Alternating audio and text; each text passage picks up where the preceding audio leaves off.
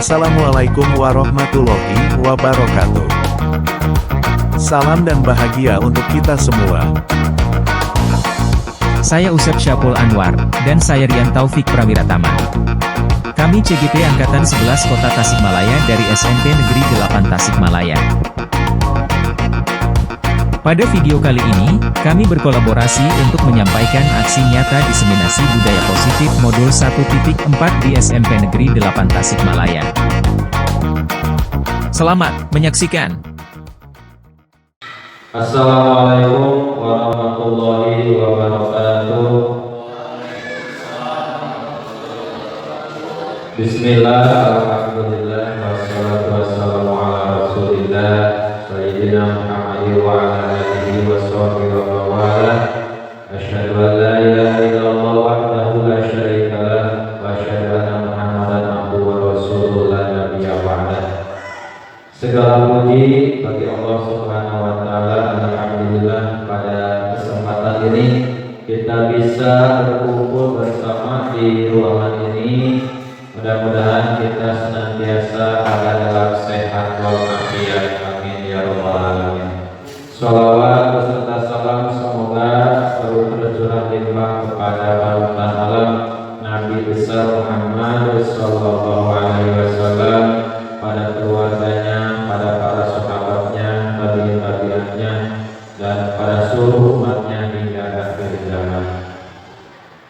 Bapak Wakasek bidang Sarpras yang saya hormati, bapak-bapak sekalian yang pada hadir pada kesempatan ini, sebelumnya saya ucapkan terima kasih atas kehadiran para bapak sekalian untuk menghadiri diseminasi dari budaya positif di SMP Negeri 8 Tasikmalaya, yang mana pada kesempatan ini saya sendiri Usep Syapul Anwar ditemani oleh rekan saya Pak Rian. Alhamdulillah, mudah-mudahan materi ini bisa bermanfaat khususnya bagi kami dan umumnya bagi Bapak sekalian serta umumnya seluruh keluarga besar SMP Negeri 8 Tasikmalaya. Baik, untuk lebih berkah acara ini, kegiatan ini kita awali bersama dengan membacakan basmalah bersama-sama. Bismillahirrahmanirrahim. Selanjutnya untuk materi ini adalah diseminasi modul 1.4 budaya positif di SMP 8 Tasikmalaya. Saya sendiri Usep Syapul Anwar bersama Pak Rian Taufik Prawiratama, CGP Angkatan 11 Kota Tasikmalaya.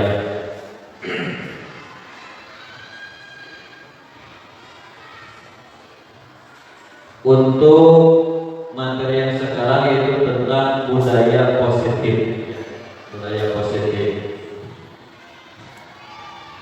ini saya sendiri dengan Pak Rian berkolaborasi untuk menyampaikan materi tentang budaya positif. Selanjutnya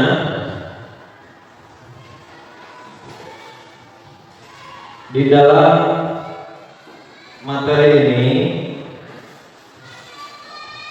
pendidikan guru penggerak itu serupa seperti para pemukir yang memiliki pengetahuan mendalam tentang keadaan kayu, jenis-jenisnya, keindahan ukiran, dan cara-cara mengukirnya. Seperti itulah seorang guru seharusnya memiliki pengetahuan mendalam tentang seni mendidik.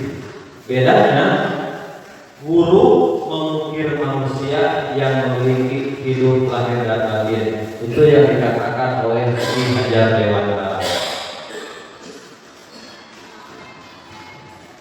Yang akan dibahas di kesempatan ini yaitu tentang disiplin positif dan nilai-nilai kebajikan universal, kemudian teori motivasi, hukuman dan penghargaan restitusi, keyakinan kelas, kebutuhan dasar manusia dan dunia berkualitas, restitusi 5 posisi kontrol, dan restitusi segitiga restitusi. Kemudian disiplin positif dan nilai-nilai kebajikan universal. Apa arti dari disiplin? Disiplin diri merupakan usaha seorang untuk mengontrol dan menguasai dirinya sendiri untuk memilih tindakan yang mengacu pada nilai-nilai kebajikan universal yang dirinya hargai agar tercapai tujuan mulia yang diinginkan. Nah, disiplin diri atau kontrol diri haruslah berasal dari dirinya sendiri, bukan dengan adanya bujukan atau paksaan dari pihak lain. Kemudian nilai-nilai kebajikan universal ini menurut Dr. William Glasser pada teori kontrol tahun 1984, beliau menyatakan bahwa setiap perbuatan memiliki suatu tujuan, dan selanjutnya dia dosen ini mengemukakan bahwa dengan mengaitkan nilai-nilai kebajikan yang diyakini seseorang, maka motivasi intrinsiknya akan terbangun. Nah, sehingga menggerakkan motivasi dari dalam untuk dapat mencapai tujuan mulia yang diinginkan. Nah, nilai-nilai kebajikan universal berarti nilai-nilai kebajikan yang disepakati bersama. Ini lepas dari suku, bangsa, agama, bahasa maupun latar belakangnya. Jadi tidak memandang ras. Jadi bersama-sama sehingga dinamakan dengan universal. Berikutnya ini motivasi, ya, dari motivasi tentu yang pertama menghindari ketidaknyamanan, kemudian mendapatkan penghargaan dari orang lain, kemudian menghargai diri sendiri dengan nilai-nilai yang mereka percaya. Ini dari bentuk teori motivasi, ya. Nah, berikutnya teori motivasi, hukuman dan penghargaan restitusi.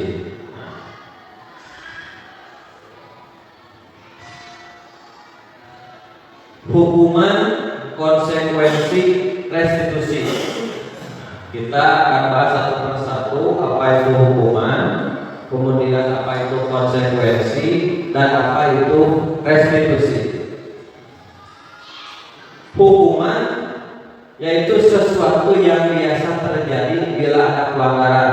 Kita sudah sering mengenal kata ini, hukuman, atau nanti saya hukum, nanti diberi hukuman. Nah, ini hal-hal ini terjadi tentu bila ada pelanggaran. Kemudian konsekuensi. Nah, konsekuensi disiplin yang baik membantu seorang anak untuk belajar bahwa ada konsekuensi atas tindakan mereka. Idealnya konsekuensi harus segera mengikuti tindakan dan harus relevan dengan perilaku.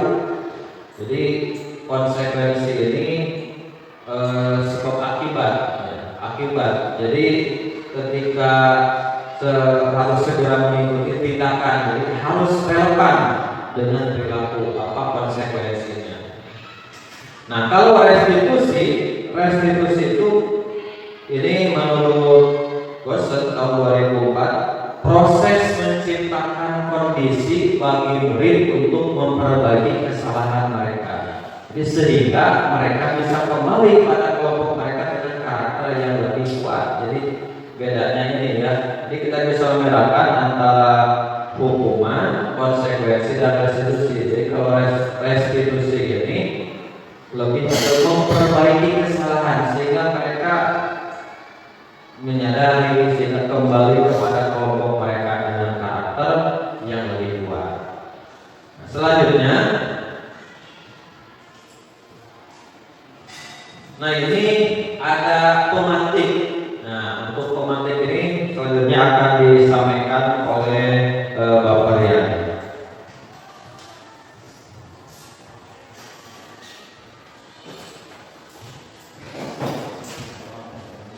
Baik, terima kasih Pak Ustaz. Bismillahirrahmanirrahim. Assalamualaikum warahmatullahi wabarakatuh. Selamat siang, salam dan bahagia untuk kita semua.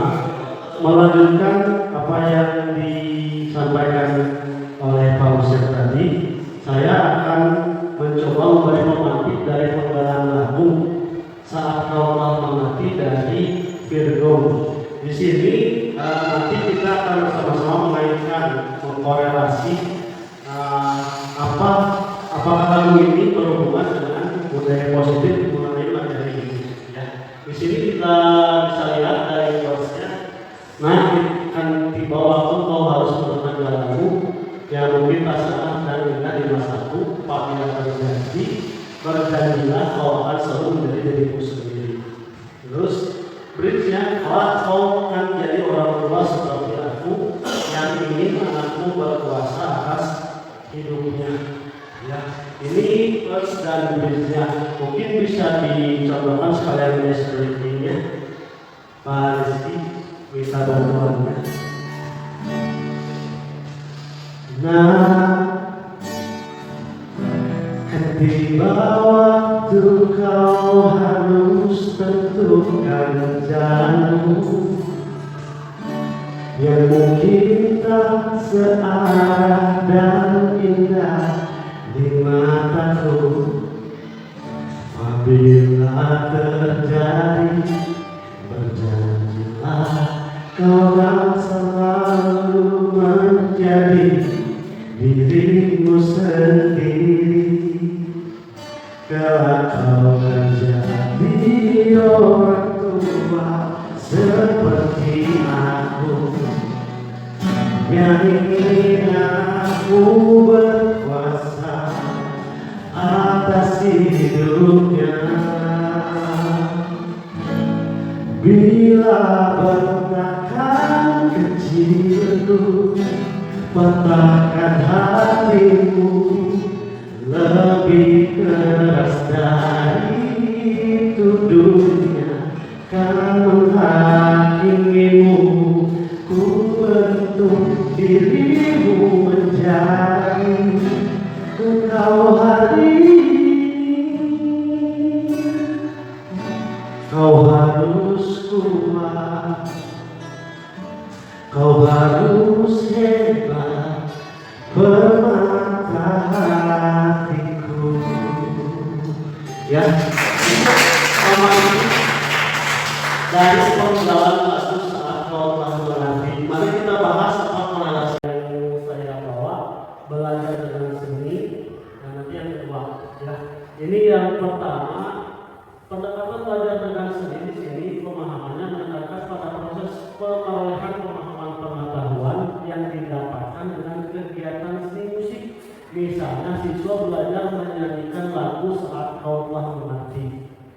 Dengan mempelajari lagu ini, siswa dapat mengetahui, memahami makna dan nilai apa yang terdapat pada lagu.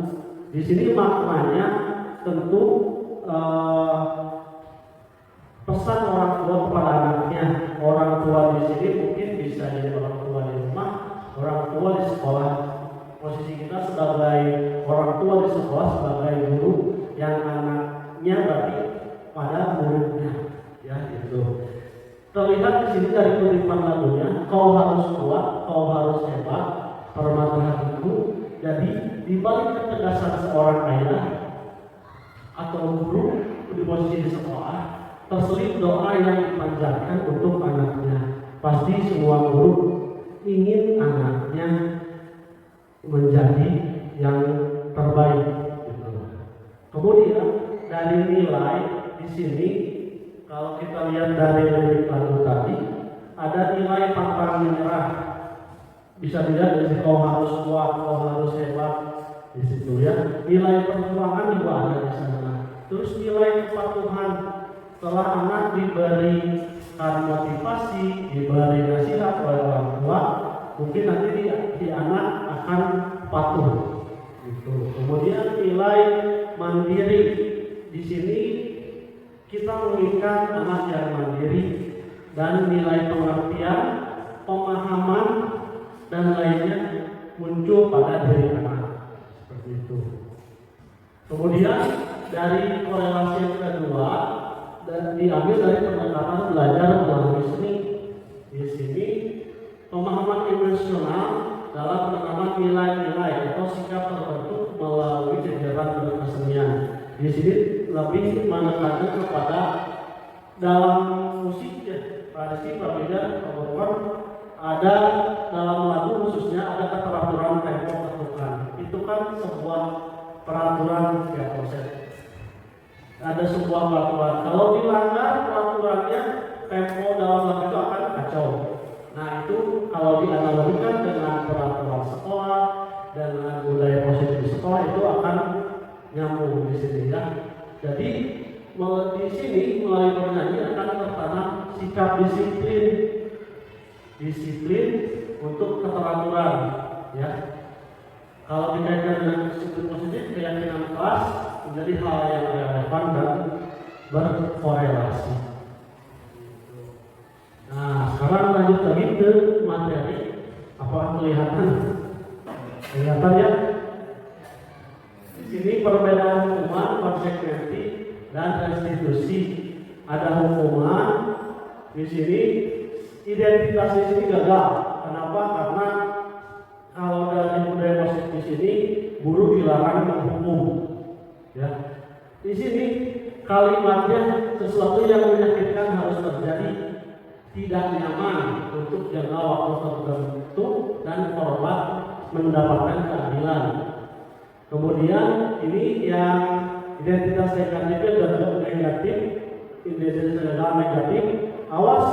Misalnya kita ke murid, awas kalau dilakukan lagi, nanti awas kamu, ya itu seperti mengancam, ya hukuman. Kemudian dari mode paksaan, ya di sini dipaksa mendapatkan konsekuensi dengan menyalahkan. Jadi menyalahkan anak canggih acan misalnya, anak di kelas atau dalam manajemen, nah itu kan itu seperti kesannya menyalahkan, itu bentuk hukuman. Kemudian yang kedua, identitas sukses di sini masuknya dimulai dari konsekuensi dan restitusi. Kenapa dikatakan identitas sukses? Karena kita yang sedang gencar-gencar dicanangkan oleh pemerintah melalui program PGP itu adalah budaya positif.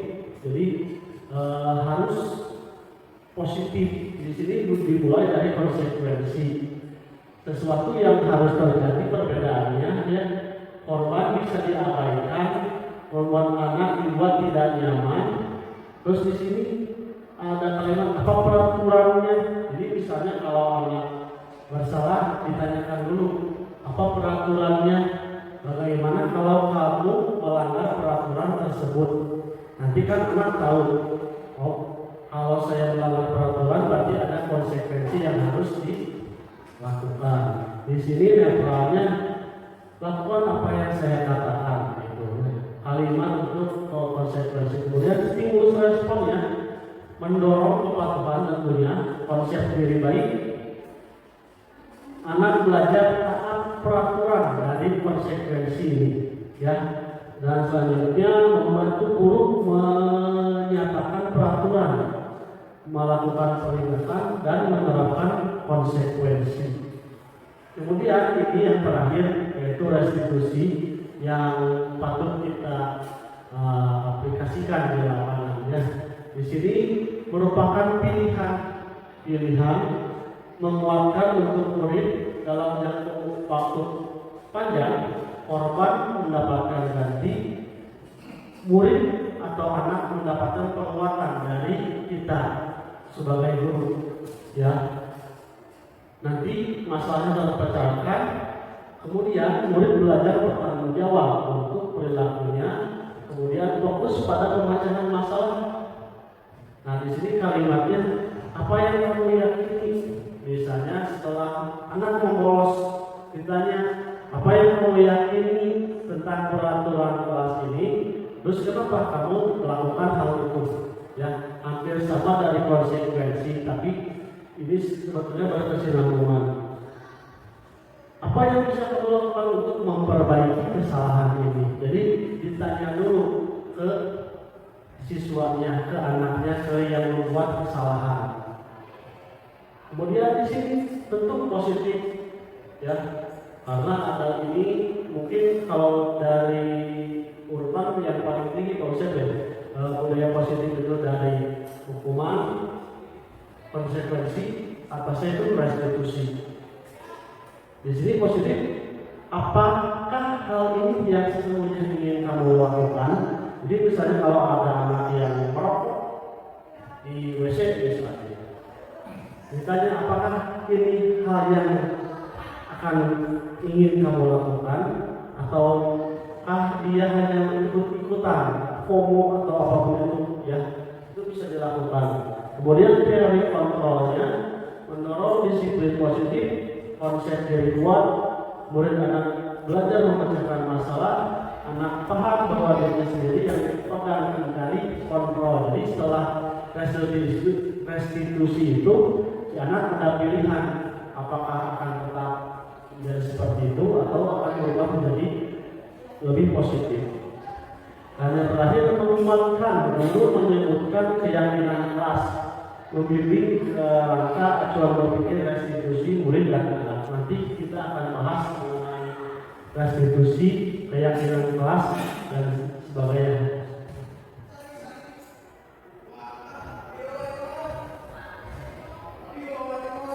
Nah, di sini bisa kita lihat hukuman di sini bersifat tidak terencana atau tiba-tiba.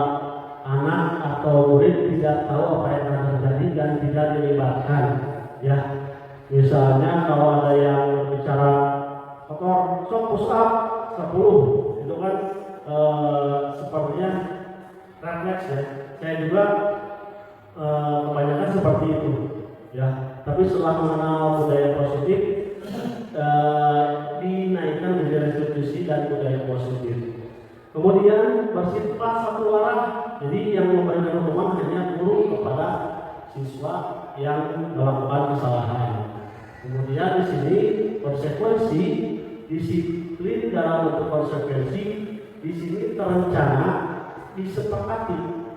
Jadi berarti yang disebutkan, kalau kamu melakukan ini, maka akibatnya ini. Dan juga disetujui oleh murid dan guru. Di sini konsekuensi bentuknya dibuat oleh guru atau sekolah, murid sudah mengetahui sebelumnya konsekuensi yang akan diterima bila ada pelanggaran.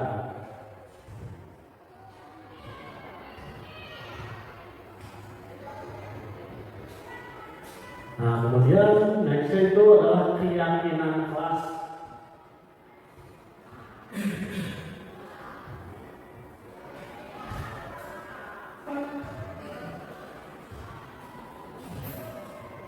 Di sini keyakinan kelas, mungkin Bapak guru semua sudah melaksanakan keyakinan kelas atau keyakinan sekolah. Di sini mengapa keyakinan kelas bukan peraturan kelas? Keyakinan nilai kebajikan universal yang disepakati secara tersirat dan tersurat. Jadi masuk pelajaran, kita kalau logikanya di kelas membuat keyakinan yang tersirat dan tersurat. Jadi ditulis di board apa saja keyakinan kelas kita untuk 1 tahun pembelajaran ini, misalnya. Gitu ya. Di sini terlepas dari latar belakang suku, negara, bahasa ataupun agama. Jadi tidak memandang semua itu. Kemudian di sini harus muncul nilai-nilai kebajikan dan menekankan pada keyakinan seseorang akan lebih memotivasi seorang dari dalam. seorang akan lebih tergerak dan bersemangat untuk menjalankan keyakinannya. Jadi kalau hanya peraturan mungkin tapi kalau si anak sudah yakin akan beda, yakin kalau saya melakukan ini saya akan mendapat ini. Balik lagi kepada restitusi, ya. Jadi seperti itu keyakinan kelas. Ini keyakinan kelas atau sekolah, dan ini peraturan ya proses. Bedanya keyakinan versus peraturan, biru lawan merah. Ya. Di sini motivasi intrinsik tentunya itu dalamnya di dalam kelas. Kalau ekstrinsik ini sekolah lebih meluas lagi, bukan hanya cakupan sekolah, tapi peraturannya mungkin sudah dibuat dari dinas turun ke bawah. Ya, kalau ini dari motivasi intrinsik akan muncul nilai-nilai kebajikan dan akan bermuara pada nilai profil pelajar Pancasila. Keyakinan kelas sama ini akan bermuara pada beriman dan profil pelajar Pancasila. Masih ingat nyanyian P5? Kita nyanyikan bersama.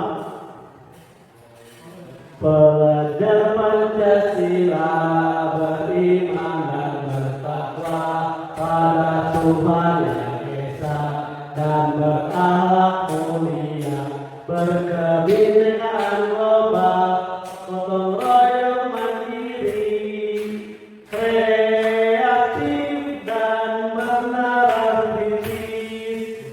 Jadi tujuan dari keyakinan kelas akan bermuara dari profil pelajar Pancasila.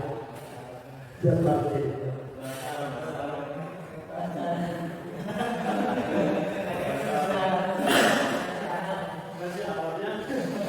Nanti konsep. Nah, di sini ada prosedur dalam keyakinan kelas atau sekolah. Yang pertama bisa Bapak Guru sebuah lihat mempersilahkan warga sekolah bercurah pendapat. Jadi ditanya ketika misalnya membuat kesepakatan keyakinan kelas di kelas, tentunya ditanya, sok kira-kira apa yang akan menjadi keyakinan kelas ini, ya. Terus setelah itu dicatat semua masukan-masukan di papan tulis. Jadi misalnya datang tepat waktu, poin 1. Yang kedua, tidak main HP di kelas, ya. Nah, nanti kalimat negatif tidak itu akan kita bahas di kalimat positif, ya. Jadi dalam budaya positif itu kata tidak itu kalimat negatif tidak dianjurkan digunakan dalam keyakinan kelas, ya. Itu. Terus susun keyakinan kelas ini menjadi pembentukan keyakinan sekolah atau kelas. Gantilah kalimat-kalimat dalam bentuk negatif menjadi positif. Itu ya, seperti tadi. Tidak menggunakan HP saat pelajaran. Kalau diganti menjadi kalimat positif, mungkin bisa menjadi kalimat seperti ini. HP bisa digunakan saat guru mengizinkan menggunakan HP untuk membantu pembelajaran, misalnya seperti itu bisa, ya. Tidak memakai make up, ya. Jadi anjurannya kalau diubah ke kalimat positif, make up digunakan di luar sekolah, ya. Jadi itu bisa mengganti kalimat negatif ke kalimat positif. Walaupun dari segi kebahasaan kalimat negatif itu perlu, ya proses dari bidang agama juga perlu ya kalimat negatif itu. Tapi ini budaya modul ini materinya budaya positif harus sesuai seperti itu, ya. Di sini dijawab kembali Video ulang keyakinan kelasnya bersama-sama. Setelah yakin dan selesai dibuat, semua warga kelas dipersilakan untuk meninjau ulang, menyetujui dan menandatangani keyakinan kelasnya. Ya, di sini termasuk guru atau semua murid. Dan yang terakhir, keyakinan kelas bisa dilekatkan di dinding kelas di tempat yang mudah dilihat semua warga kelas. Kalau saya kemarin awal masuk semester itu membuat kesepakatan kelas dulu. Jadi dari sepakat nanti akan berubah ke keyakinan kelas. Itu digunakan sticky note. Jadi kesepakatan kelas ditulis di papan tulis dan semua siswa menulis di sticky note dan ditempel di halaman pertama tulis seni budaya. Di tidak boleh hilang sampai akhir semester. Kenapa? Jadi pas awal buka buku seni budaya nanti akan muncul kesepakatan kelas, ya. Dan nanti kalau itu berjalan menjadi keyakinan, tiap hari melihat ini, ya. Nah, ini kita kembalikan ke Pausen. Baik, terima kasih Varian yang sudah memaparkan dari materi ada keyakinan kelas. Selanjutnya kita ada ice breathing dulu. Mungkin ada yang bisa tahu ini? Hah? Udah rebus, ya betul.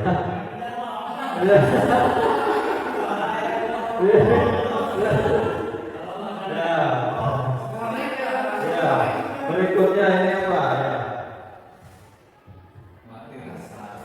Ya. Mati rasa, ya.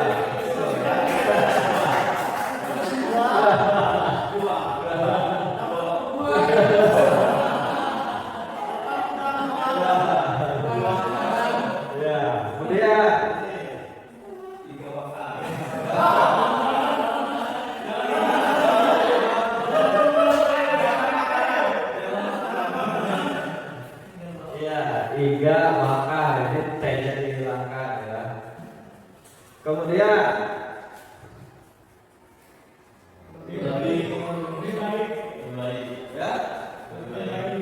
lebih baik, ya. Lebih baik.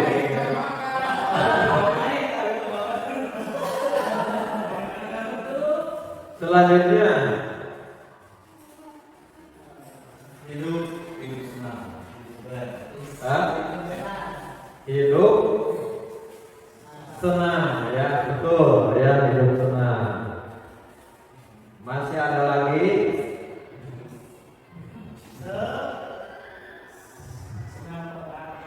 Ya, senang.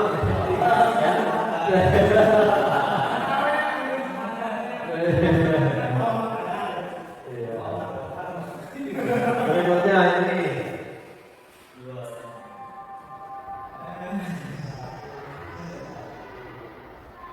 nggak lumayan ya. Ini apa?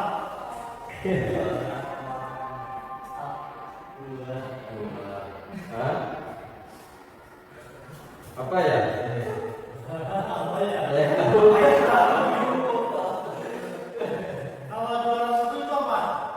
Berarti yang menjadi Juara. berarti mengalahkan. Berarti Menang ulah.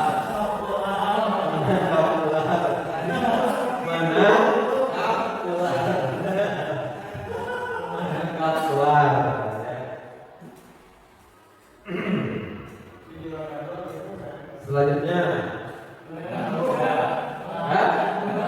darah muda. Darah muda ini saya banget, ya. Ya ini kopi.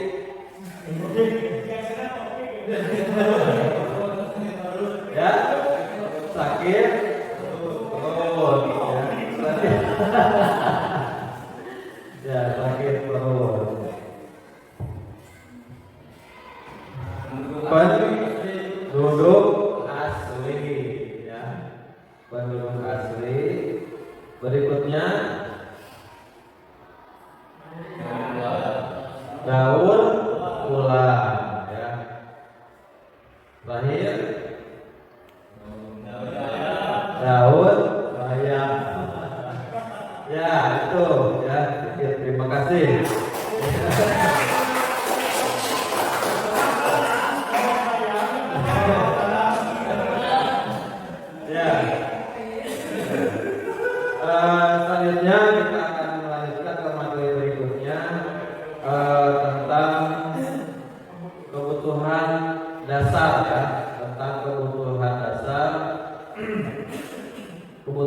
dasar manusia dan dunia berkualitas. Ya, berikutnya ini 5 kebutuhan dasar, 5 kebutuhan dasar yang kita miliki, yang kita bisa lepas. Yang pertama, kebutuhan bertahan hidup. Kemudian kasih sayang, kita membutuhkan kasih sayang, ya, karena hidup tanpa ada kasih sayang. Kemudian penguasaan, ya, ingin berkuasa, kebebasan, tentu ingin mengikat hidup kebebasan dan kesenangan, ya, kesenangan. Nah, jadi semua orang senantiasa berusaha untuk memenuhi kebutuhannya dengan berbagai cara. Bila mereka tidak bisa mendapatkan kebutuhannya dengan cara yang positif, mereka bisa melanggar peraturan atau melakukan hal-hal yang tidak sesuai dengan nilai-nilai kebajikan karena menginginkan kebutuhan ini. Berikutnya,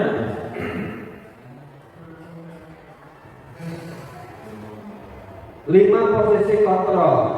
Ada 5 posisi kontrol.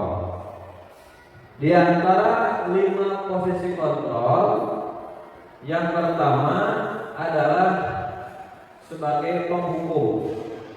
Ini seorang penghukum bisa menggunakan hukuman fisik maupun verbal atau perkataan, ya, verbal itu. Kemudian yang kedua, kontrol sebagai pembuat merasa bersalah, menggunakan keheningan yang membuat orang lain merasa tidak nyaman, bersalah atau rendah diri, ya. Karena kamu seperti itu, jadi yang lain juga dirugikan. Jadi seolah-olah nanti yang sama murid itu merasa bersalah. Kemudian sebagai teman, nah, guru pada posisi ini tidak akan menyakiti murid, namun akan tetap berupaya mengontrol murid melalui persuasi, ya, pendekatan. Jadi ini juga harus bisa ada batasan, gitu ya, antara sekat kita sebagai guru dengan murid itu tidak terlalu dekat, teman seperti teman saja, sehingga nanti akan hilang marwah dari guru tersebut. Kemudian sebagai pemantau. Nah, sebagai pemantau ini posisi pemantau berdasarkan pada peraturan dan konsekuensi. Dengan menggunakan sanksi atau konsekuensi, kita dapat memisahkan hubungan pribadi kita dengan murid sebagai seseorang yang menjalankan posisi pemantau. Nah, yang kelima adalah posisi kontrol manajer. Guru sebagai manajer, guru berbuat sesuatu bersama dengan murid, mempersilahkan murid mempertanggungjawabkan perilakunya, menunggu murid agar dapat menemukan solusi atas permasalahannya sendiri. Jadi 5 posisi kontrol ini kita jangan sampai kita yang ini kita hindari, membuat merasa bersalah. Kemudian sebagai penghukum, gitu ya. Ini kalau bisa kita sebagai manajer, komando dan teman, gitu. Kemudian ini contoh misalnya perilaku kontrol negatif, perilaku kontrol positif, dan kontrol diri. Ini perilaku kontrol negatif sebagai penghukum dan pembuat merasa bersalah. Misalnya berbuat menghardik, menunjuk-nunjuk, menyakiti, menyindir. Misalnya, kalau kamu tidak melakukannya, saya akan keluarkan kamu dari kelas. Nah, gitu. Akhirnya gimana hasilnya? Memberontak, jadi pendendam, menyalahkan orang lain. Ini kan murid berkata, saya tidak peduli, Pak. Akhirnya seperti itu. Nah, dampaknya mengulangi kesalahan berulang kali, perilaku menjadi agresif, bahkan bisa lebih. Nah, kaitan dengan dunia berkualitas, murid meletakkan dulu di luar dunia berkualitas. Jadi diletakkan. Nah, kalau posisi pembuat merasa bersalah ini berceramah, menunjukkan kekecewaan mendalam terus, gitu ya. Nanti diceramahi. Misalnya, kamu sudah mengecewakan Bapak, kamu seperti ini, kamu seperti ini. Nah, itu maka pembuat merasa bersalah. Sehingga apa hasilnya? Menyembunyikan, menyangkal dan berbohong, berusaha berbohong.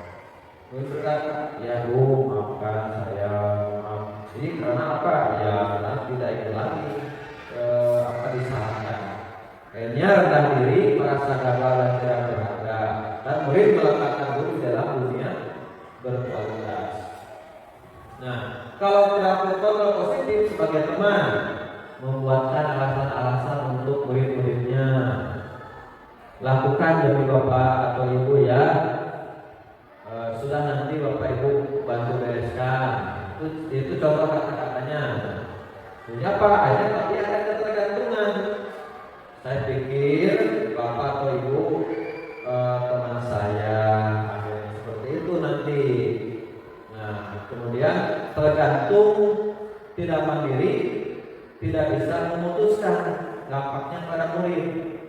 Nah, kemudian murid meletakkan guru sebagai orang penting dalam dunia berkualitas. Ini kalau perilakunya perilaku teman. Nah, kalau perilaku sebagai pemantau, kontrol proses pemantau, menghitung, mengukur. Guru berkata, apa peraturannya, apa konsekuensinya, apa yang telah kamu lakukan, apa yang terjadi sekarang. Nah, hanya menyesuaikan bila diawasi murid itu hasilnya. Dengan apa yang dikatakan murid, saya akan dapat berapa bintang kalau melakukan hal tersebut. Jika sudah melakukan hal tersebut, saya akan mendapatkan apa. Nah, ini dia meminta reward, penghargaan gitu ya. Nah, maka kalau bisa kita hindari lah, siapa yang ini nanti akan diberi ini, nanti akan tergantungan. Menitik beratkan pada dampak pada diri sendiri, mendapatkan hadiah atau mendapatkan hukuman. Murid meletakkan guru peraturan dunia berkualitas. Nah, kalau kontrol diri ini adalah sebagai manajer. Nah, mengajukan pertanyaan, misalnya apa yang kita yakin, apa kamu meyakini hal tersebut? Kalau kamu meyakininya, maukah kamu memperbaikinya? Nah, kalau kamu memperbaikinya, jadi kira-kira hal tersebut akan menggambarkan apa tentang dirimu. Nah, ini akhirnya akan menguatkan watak atau karakter, sehingga murid berkata, bagaimana caranya dan saya bisa perbaiki keadaan ini, dan saya akan perbaiki masalah ini dengan hanya muncul dari diri sendiri. Dan hanya mereka mengevaluasi diri bagaimana menjadi diri yang lebih baik. Sehingga murid meletakkan dirinya sebagai individu yang positif dalam dunia berkualitas. Ini posisi yang paling bagus ya sebagai manajer. Nah, berikutnya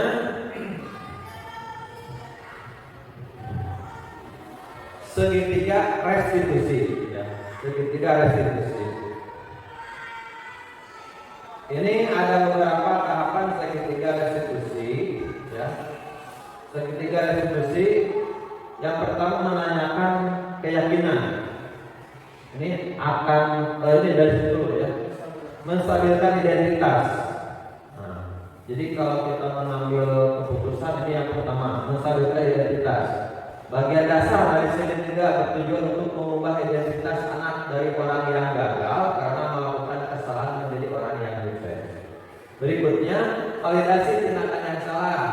Nah, setiap tindakan yang kita lakukan dengan suatu tujuan yaitu memenuhi kebutuhan dasar. Kalau kita memahami kebutuhan dasar, apa yang mendasari sebuah tindakan, kita akan bisa menemukan cara yang paling efektif untuk memenuhi kebutuhan tersebut.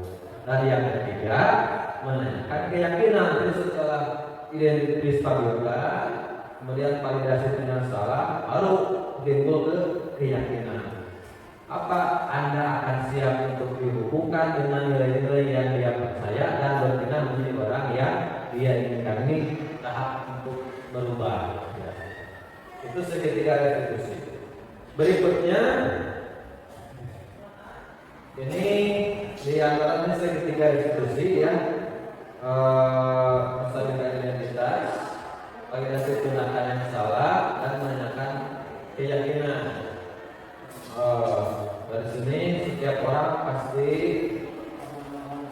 melakukan masalah. Kamu bukan satu-satunya orang yang ya. Kemudian kamu ingin menjadi orang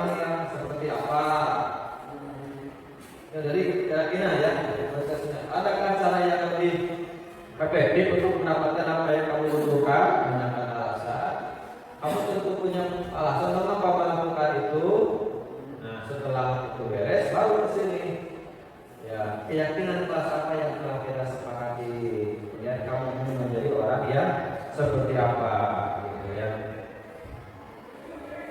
Berikutnya, menstabilkan identitas, misalnya establish the identity. Anak yang melanggar peraturan karena sudah mencari perhatian adalah anak yang sedang mengalami kegagalan. Dia mencoba untuk memenuhi kebutuhan dasarnya, namun ada berkurang. Kalau kita mengkritik dia, maka kita tetap membuatnya dalam posisi gagal.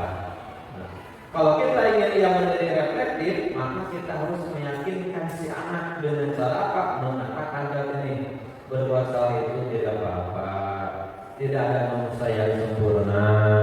Saya juga pernah melakukan kesalahan seperti itu. Kita bisa menyelesaikan ini.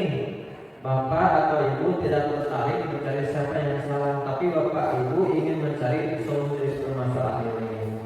Kau berhak merasa begitu. Apakah kamu sudah menjadi teman yang baik buat diri sendiri? Nah ini apa kata-kata seperti ini ya. Nah, kemudian validasi tindakan yang salah, validate the misbehavior.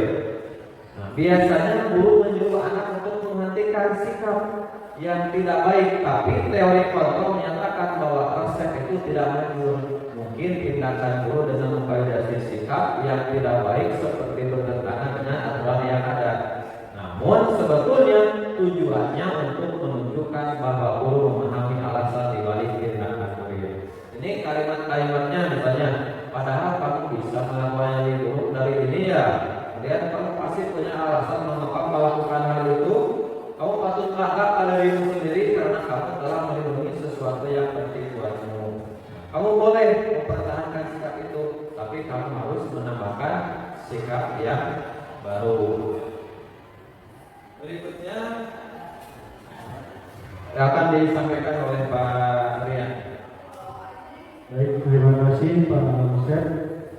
Melanjutkan yang tadi, setelah stabilkan keadaan, terus yang terakhir ini adalah menanyakan keyakinan. Jadi ini yang paling akhir ya Pak Ustaz ya. Keyakinan di sini adalah seek the belief itu kepercayaan atau keyakinan. Dan di sini ketika identitas sukses telah tercapai dari langkah yang pertama, menstabilkan identitas, dan perilaku yang salah divalidasi di langkah yang kedua, maka anak akan siap untuk dihubungkan dengan nilai-nilai yang dia percaya dan berpindah menjadi orang yang diinginkan. Makanya tadi dari keyakinan kelas itu harus merunut ya. Jadi ketika ada anak punya kesalahan, ditanyakan tadi keyakinan kelas, kan kita sudah disepakati, sudah yakin. Jadi seperti itu. Kemudian pertanyaan kedua ini hubungan keyakinan anak dengan keyakinan kelas atau keluarga. Di sini contohnya adalah apa yang kita percaya sebagai kelas atau keluarga ketika anak melakukan kesalahan misalnya. Ditanya seperti itu. Kemudian apa nilai-nilai umum yang kita telah sepakati? Jadi di kelas sudah sepakat seperti apa? Kemudian apa yang kita tentang bahasa ideal? Lalu kamu mau jadi orang yang seperti apa? Berikutnya penting untuk menanyakan ke anak kehidupan seperti apa nantinya yang mereka inginkan. Dan yang terakhir, apakah kamu ingin menjadi orang yang sukses, bertanggung jawab, atau bisa dipercaya? Itu pertanyaan-pertanyaan dalam menanyakan keyakinan yang dilakukan ke anak. Nah, ini adalah contoh demonstrasi kontekstual posisi kontrol guru sebagai manajer ini dari video Pak Ustaz.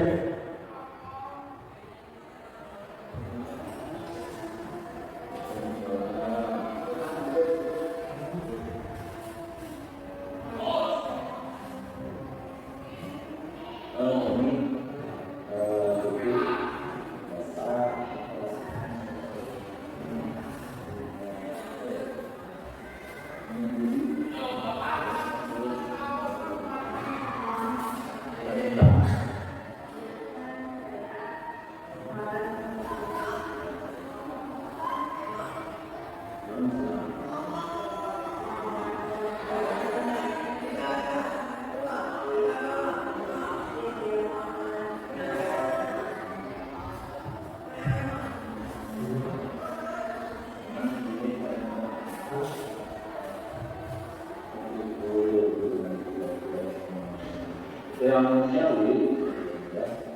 Tapi boleh ya Bapak memanggil ini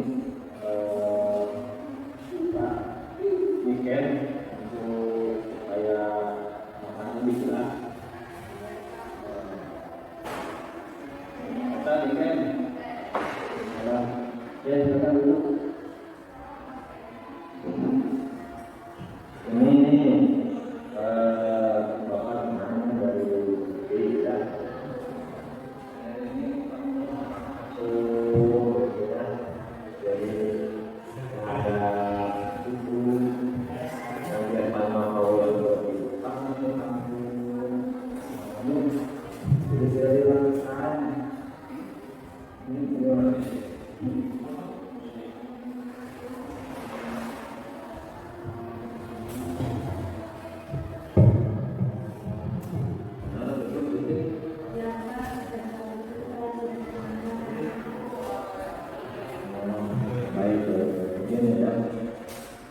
Memang kita yang baca dan itu Bapak tidak sekali mencari siapa yang salah ini,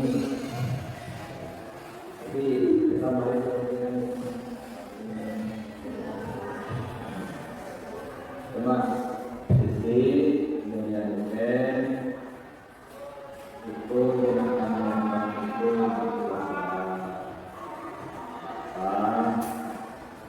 bermaksud untuk kalian supaya jangan sampai berlalu sehingga jadi apa menurut emosi ya. Nah sekarang kita kembali keyakinan kelas yang membuktikan ini sebenarnya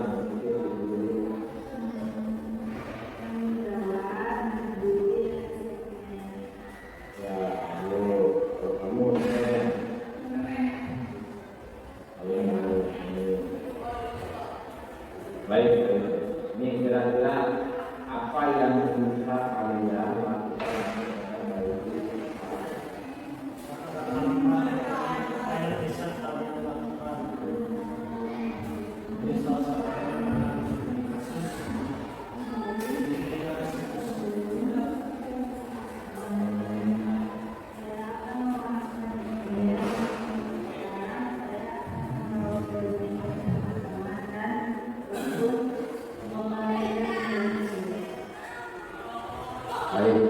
Itu bagus ya, jadi saling menyayangi antar teman itu dapat menciptakan hubungan yang harmonis sehingga kalian bisa lebih nyaman belajar.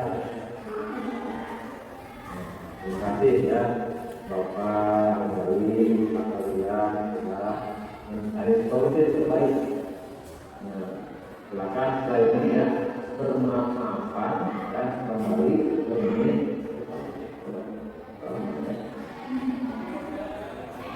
Ya, ya, silakan ya. Terima kasih ya.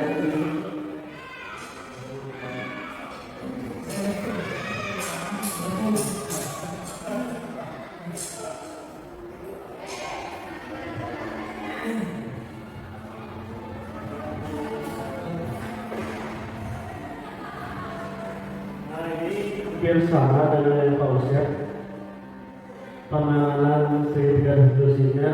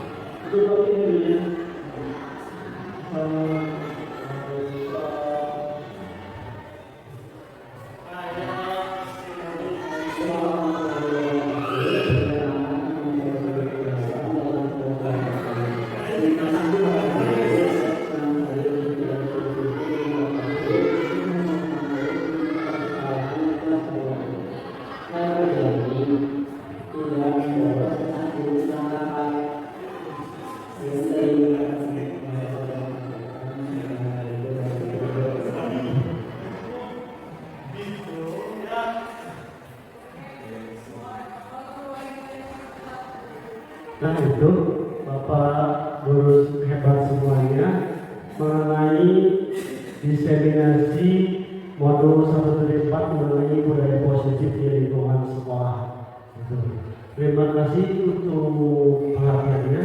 Tapi sebelum kita tutup, any question atau or not?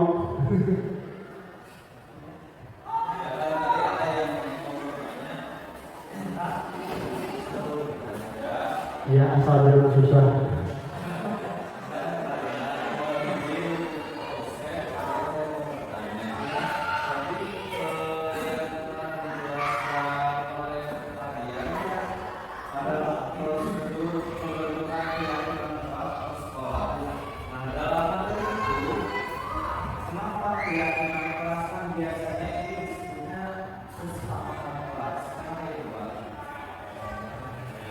Baik, langsung dijawab. Dan tampung dulu, langsung dijawab. Tampung dulu, langsung jawab dulu. Oh, jawab dulu. Kami nih. Diciri aja yang ya, baik, izin menjawab Pak Bidan. Terima kasih pertanyaannya, bagus sekali.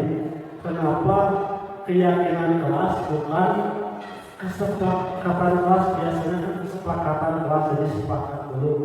Tadi juga sebetulnya sudah dijabarkan ya tentang, tapi di sini peraturan kelas dan keyakinan. Dan di sini peraturan itu lebih kepada kesepakatan juga. Ya, kenapa keyakinan? Karena kalau kita sudah yakin apapun yang akan dilakukan itu akan berjalan tanpa ada paksaan. Ya, jadi kalau sepakat boleh bisa katakan sepakat semua, tapi dalam faktanya bisa juga terjadi pelanggaran kesepakatan. Dan di sini juga keyakinan disepakati tersirat lepas dalam belakang, dan kemudian seseorang akan lebih memotivasi dari dalam. Jadi kan tadi sudah jelaskan, kalau sudah yakin berarti akan menjalankan seperti sholat ya.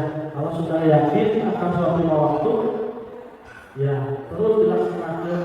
Akan mungkin ada pertanyaan buat Bapak sholat karena sudah yakin, begitu juga dengan keyakinan kelas. Jadi seperti itu. Atau proses ada tambahan? Mungkin hampir sama ya dengan Pak Rian itu. Jadi keyakinan kelas itu tersirat dan tersurat. Jadi bukan hanya sebatas tulisan, tapi memang timbul dari dalam hati dengan menimbulkan kebiasaan. Sehingga dinamakan dengan keyakinan kelas. Jadi bukan hanya serangkaian tulisan ya, peraturan tertulis yang tanpa makna. Jadi seperti itu mungkin itu ya. Terima kasih Pak Bijan. Ya. Kira cukup?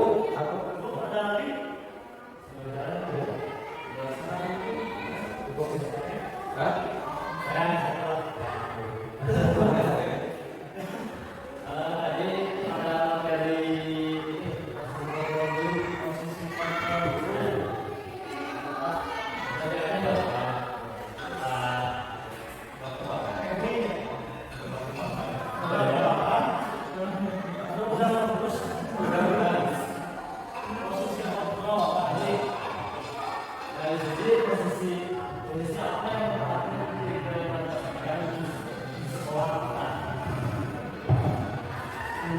Posisi yang paling bagus ya yang patut diterapkan sebetulnya dari yang dari 5 posisi kontrol ini ya, yang harus kita hindari itu memang sebagai penghukum dan membuat merasa bersalah.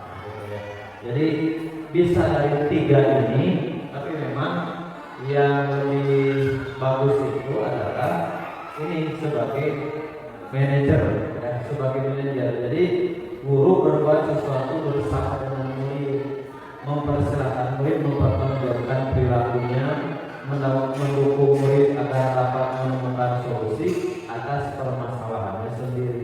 Jadi kalau posisi manajer itu sehingga ya timbul ingin memperbaiki diri, seperti yang tadi sudah disebutkan lah dengan bagan-bagan atau tabel seperti ini sebagai kontrol ini posisi sebagai manajer itu yang kita usahakan ya, kita usahakan sebagai posisi sebagai manajer. Mungkin cukup ya, cukup.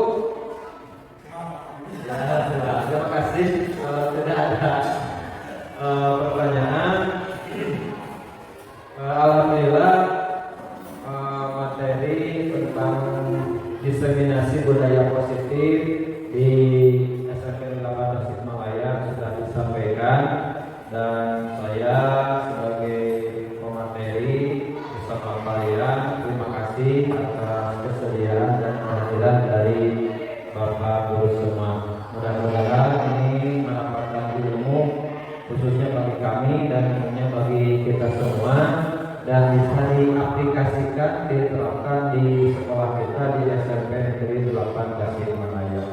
Terima kasih atas perhatiannya, mohon maaf atas segala kekurangannya. Kita akhiri tutup dengan bacaan hamdalah bersama-sama. Alhamdulillahirabbil alamin. Wallahul muwaffiq ila aqwamit thoriq. Wassalamualaikum warahmatullahi wabarakatuh.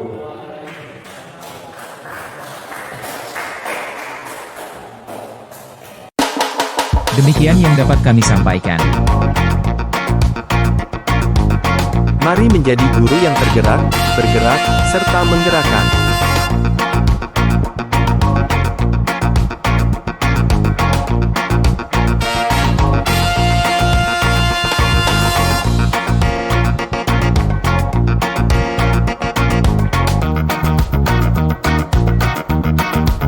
Wassalamualaikum warahmatullahi wabarakatuh. Salam dan bahagia.